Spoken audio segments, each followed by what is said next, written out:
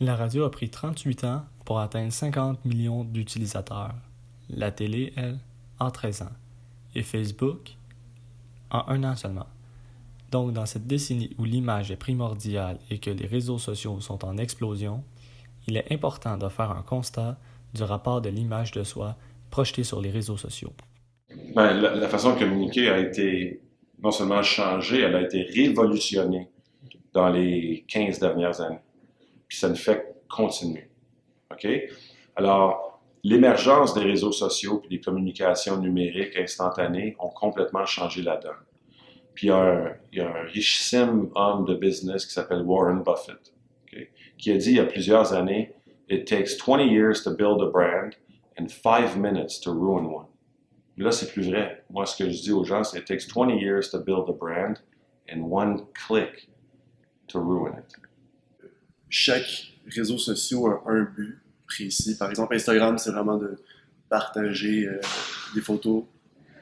Ben, tu peux pas juste être sur Instagram parce que tu vas peut-être manquer des choses sur Facebook. Par exemple, sur Facebook, on peut faire beaucoup plus. On peut avoir des pages Facebook, on peut partager des événements, des histoires, etc.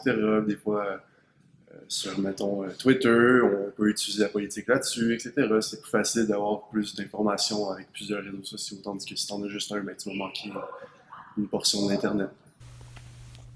Avec l'émergence des réseaux sociaux, il y a eu la naissance d'un nouveau terme, celui de l'e-reputation. Il est défini comme l'opinion commune des internautes auprès d'un particulier, une compagnie, d'une personne réelle ou fictive. L'e-reputation est une plateforme pour un individu qui peut alimenter son image positivement ou négativement. On prend pour acquis le fait que les plateformes, les applications sur lesquelles on navigue au quotidien, c'est neutre au fond, que c'est strictement bon pour se divertir ou c'est pour communiquer ou partager de l'information. C'est ça en partie, mais comme n'importe quel dispositif, comme n'importe quel outil qu'on utilise, dans ce cas-ci, c'est un outil d'information, de communication, comme n'importe quel outil, en même temps que ça nous donne quelque chose, ça se peut que ça nous enlève quelque chose, okay? Ou ça se peut qu'il y ait comment je dirais, des effets plus ou moins conscients à l'usage des technologies de façon générale. Bien, c'est sûr que les réseaux sociaux, il faut se le dire, c'est un couteau à double tranchant. C'est positif parce que ça te permet d'avoir un large auditoire. Tu peux aller rejoindre quelqu'un qui habite en Australie en 1 seconde. Tu fais Enter, puis boum, il a vu ta vidéo, il a vu ta photo, il a vu ton texte, tu peux partager quelque chose très rapidement, puis on est à l'ère où tout se partage rapidement, l'information circule tellement rapidement aussi. Pacioretty est blessé, tu vas l'apprendre sur Twitter en 3 secondes. Tandis que si tu es dans ton cours, par exemple, là, au cégep, il va falloir que tu attendes à 5 heures pour aller voir le bulletin puis apprendre que Pacioretty est blessé, mais ça fait 2 heures que c'est sur les réseaux sociaux. T'sais. Mais le double tranchant, le négatif, c'est que faut faire attention à ce qu'on publie sur les réseaux sociaux, puis il faut faire attention à vie personnelle, vie professionnelle aussi. Puis c'est important, je pense, de trouver l'équilibre. Selon l'Institut de la statistique du Québec, 48,8% des filles et 48,5% des garçons sont insatisfaits de leur image. Avec l'arrivée des réseaux sociaux, ils doivent aussi se préoccuper de leur image projetée sur le web. Ah, j'aime ta photo, ah, je l'aime pas.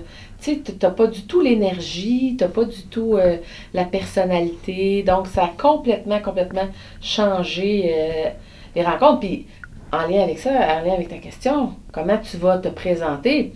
C'est sûr que tu vas mettre la meilleure photo de toi, là, habituellement, là.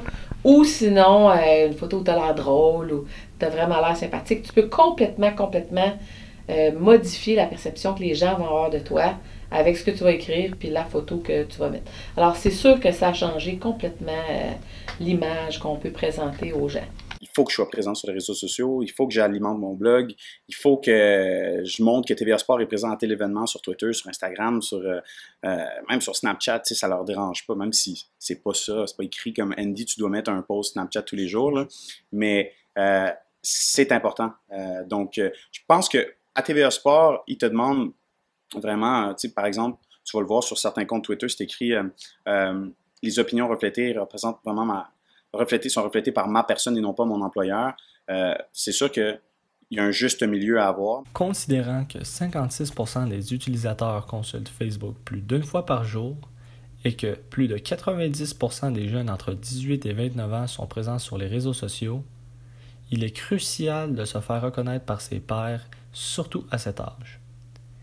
Et selon une étude du gouvernement du Québec, les internautes pensent qu'il est capital de projeter une bonne image sur les réseaux sociaux. Où ça a changé complètement les rencontres, où les gens doivent, parce que ça existe encore, et devaient se présenter sur une fiche. Donc, tu fais un résumé de toi-même. Puis habituellement, le résumé, c'est très positif. Hein? Tu ne mets pas tes défauts. Tu vas mettre ce que tu veux pas chez quelqu'un, mais tu ne mets pas tes défauts. Puis, il y a un grand pourcentage de personnes qui vont mettre des photos d'eux quand il y a 10 ans auparavant ou quand il y avait moins de poids.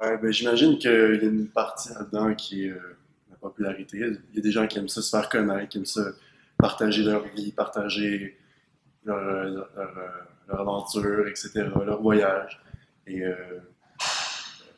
comme avant, un peu avec les célébrités, je veux dire, les célébrités aiment bien ça, prendre des photos avant l'Internet, je veux dire, ils prenaient des photos puis ils mettaient dans les journaux, etc. C'est la même affaire avec Instagram, par exemple. Je veux dire, les gens aiment bien ça s'afficher devant les autres, aimeraient ça montrer à quel point leur vie est géniale, etc. Certains emploient les réseaux sociaux pour propager une image stéréotypée et ils sont souvent identifiés par le terme « troll ». D'autres utilisent les réseaux sociaux pour tenter de détruire ce qu'on appelle le body shaming. Le body shaming consiste à se moquer d'un individu concernant son apparence physique. Des modèles olympiques tels Serena Williams et Ali Raceman ont toutes les deux combattu le stigma avec les réseaux sociaux. Il y a toujours là des relations de pouvoir qui se jouent. Sans rejeter en bloc les technologies, je pense que ce serait de toute façon impossible. Là. Renoncer à utiliser Internet maintenant, c'est un peu comme renoncer à l'électricité là, ou renoncer au feu, donc l'idée c'est d'être lucide par rapport à ce qu'on en fait, d'être lucide par rapport aux conséquences, aux impacts dans notre vie, puis aussi être lucide par rapport aux raisons pour lesquelles ces produits du web sont conçus. C'est essentiellement à des fins de profit. Donc, l'idée, c'est d'être plus lucide, au fond, tout simplement. Puis quand on est plus lucide, on est un peu plus libre. On peut faire des choix. Il y a une explosion des médias. Mais ce ne sont que des outils. Depuis qu'on a l'Internet, les gens disent « Qu'est-ce que je vais faire sur mon Facebook? Qu'est-ce que je vais faire? » Non, prends un peu de recul, prends un pas par en arrière. Avant de choisir, ce ne sont que des outils. Avant de choisir tes outils, détermine quelle est mon histoire, qu'est-ce qui la rend unique et qui va être intéressé par mon histoire.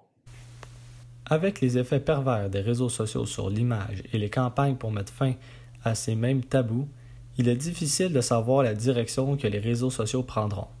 Alors, c'est individuellement que tous et chacun pourront aider à mettre fin aux images préconçues. C'était Justin Vizina pour l'Informateur.